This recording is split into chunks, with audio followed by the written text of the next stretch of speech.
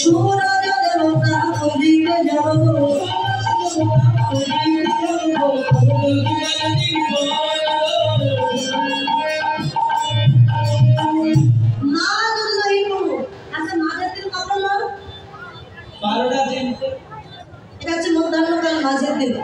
সকালে নয় সন্ধ্যায় নয় মহাপ্রভু কেন বললেন এই মধ্যাহ্নকালে আমি সূর্য পূজায় যাব। চৈতন্য চরিতামৃত বললেন শিশুকালে কৃষ্ণ পদে কৃষ্ণ পাইবার আসে। এই ছবিটি কি বাড়ি দেওয়া যায় না দাদা? শিশুকালে কৃষ্ণ পদে কৃষ্ণ পাইবার আসে, যৌবনে কৃষ্ণ পদে আসে কি না আসে, আর বৃদ্ধকালে কৃষ্ণ পদে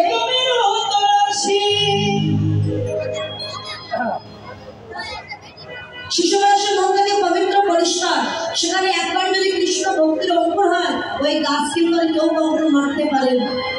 শিশু বয়সে যতটা কৃষ্ণ ভজন আগ্রহ হয় বৃদ্ধ বয়সে তার আগ্রহ হবে হবে না। আপনি পুকুর থেকে কাঁচা মাটি তুলে এনে যা তৈরি করবেন তাই তৈরি হবে, পুতুল বানান বা খেলনা বানান যা বানাবেন তাই তৈরি হবে।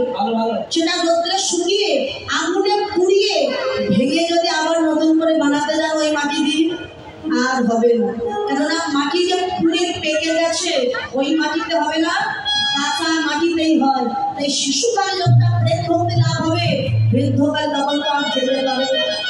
তাই কৃষ্ণ ভজনের উপযুক্ত সময় শিশুকাল।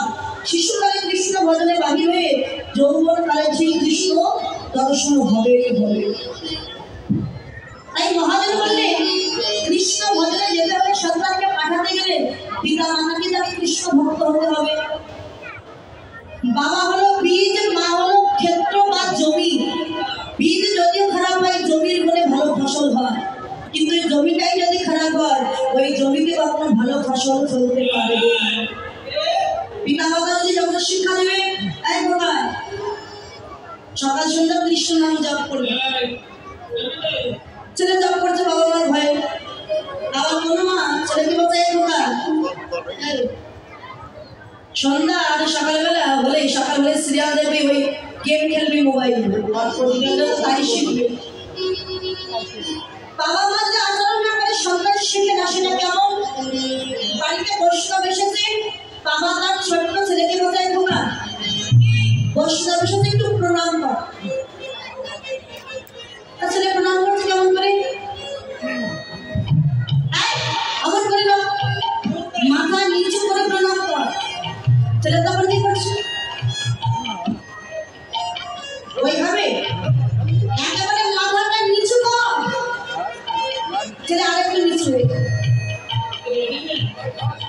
আরে ওইভাবে না, ভালো করে মাথাটা চরণে ঝুঁকিয়ে প্রণাম কর। ছেলেটা আরেকটু নিচু হয়েছে।